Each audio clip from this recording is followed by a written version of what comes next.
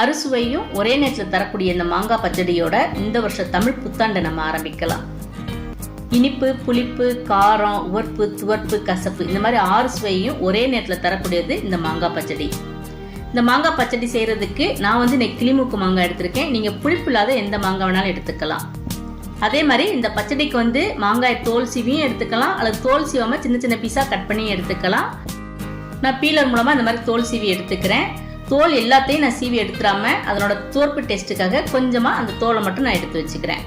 மாங்காயை சின்ன சின்ன பீஸா கட் பண்ணி நம்ம வேக வச்சோம்னா வேகறதுக்கு வந்து கொஞ்சம் டைம் ஆகும். அதனால நான் மாங்காயை வந்து இதே பீலர் மூலமா இந்த மாதிரி சீவி எடுத்துக்கிறேன். மாங்காய் எல்லாத்தையும் இந்த மாதிரி சீவி எடுத்தாச்சு. இப்போ நம்ம வந்து பச்சடி வந்து செய்ய ஆரம்பிச்சிடலாம். அதுக்கு ஒரு கடாயில் 2 டீஸ்பூன் அளவுக்கு நல்லெண்ணெய் எடுத்துக்கணும். எண்ணெய் நல்லா சூடானதுக்கு அப்புறம் 1/2 டீஸ்பூன் கடுகு, 1/2 டீஸ்பூன் உளுந்தம்பருப்பு சேர்த்துக்கணும்.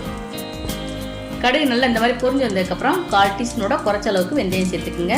வெந்தயம் நல்லா இந்த மாதிரி பொன்னிறமாக வந்ததுக்கப்புறம் 2 மிளகாத்துல இந்த மாதிரி கிள்ளி சேர்த்துக்கணும். இப்போ மிளகாத்தலோட அந்த கலர் மாறுறதுக்கு முன்னாடியே நம்ம ஒரு பெரிய வெங்காயத்தை பொடியாக நறுக்கி இது கூட சேர்த்துக்கணும். வெங்காயத்தை வந்து கண்ணாடி பதம் வர வரைக்கும் நம்ம எண்ணெயில் வந்து நல்லா வதக்கி எடுத்துக்கணும். வெங்காயம் எண்ணெயில் நல்லா இந்த மாதிரி வதங்கினதுக்கப்புறம் இது கூட வாசத்துக்கு கொஞ்சமாக கருவேப்பிலை சேர்த்துக்கணும். இப்போ இதையும் சேர்த்து நல்லா வதக்கியாச்சு.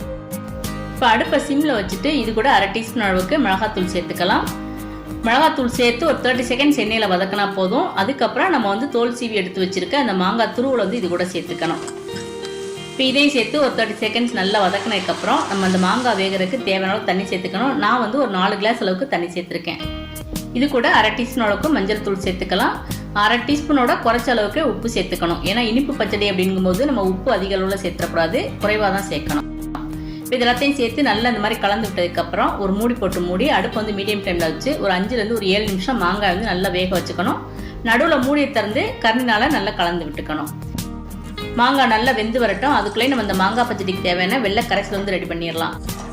அதுக்கு நான் ஒரு பாத்திரத்தில் 1/2 கிளாஸ் அளவுக்கு தண்ணி எடுத்திருக்கேன். அதில் வந்து 1/4 கப்போட கொஞ்சம் அதிகமாகவே வெல்லம் வந்து சேர்த்துருக்கேன்.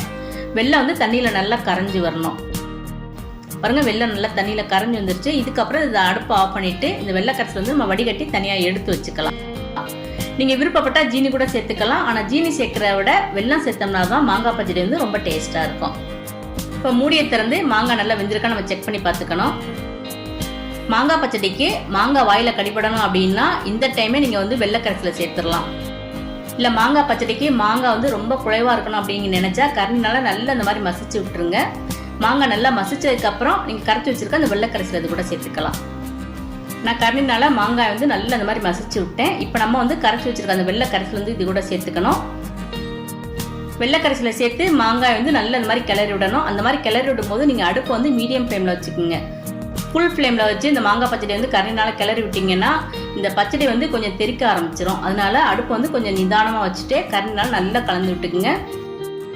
முதல்ல நம்ம சேர்த்துருக்க வெள்ளத்தோட பச்சை வாசம் போகணும். அதுக்கப்புறம் மாங்காய் பச்சடி வந்து நல்ல ஒரு கெட்டியான பதம் வரணும். அது வரைக்கும் அடுப்பை மீடியம் ஃப்ளேமில் வச்சு கரண்டினால நல்லா இந்த மாதிரி கலந்து விட்டுட்டே இருக்கணும். நேரம் ஆக ஆக மாங்காய் பச்சடி வந்து நல்லா கெட்டி கொடுக்க ஆரம்பிக்கும். வெல்லம் சேர்த்துருக்கனால நேரம் ஆக ஆக ஒரு நல்ல ஷைனிங் கொடுக்கும். அந்த டைம் வந்து நம்ம அடுப்பை ஆஃப் பண்ணிடணும்.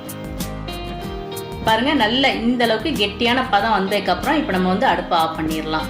அவ்வளோதான், நம்மளோட மாங்காய் பச்சடி வந்து ரெடி ஆயிடுச்சு. நம்ம தமிழ் வருஷ பரப்புக்கு இந்த மாங்காய் பச்சடி ரெடி பண்ணுறதுனால கசப்புத்தன்மையும் இருக்கணும் அப்படிங்கிறக்கா இது கூட நம்ம கொஞ்சமாக வேப்பம்பூ வந்து சேர்த்துக்கலாம். வேப்பம்பூ அப்படியும் சேர்த்துக்கலாம். இல்லைன்னா இந்த மாதிரி கொஞ்சமாக எண்ணெய் ஊற்றி அதில் அந்த வேப்பம்பூவை நல்லா வறுத்துட்டும் நம்ம சேர்த்துக்கலாம். இந்த மாதிரி வேப்பம்பூவை நம்ம எண்ணெயில் வறுத்துட்டு இந்த மாங்காய் பச்சடியில் சேர்த்தோம்னா இது ஒரு நல்ல மணமாக இருக்கும்.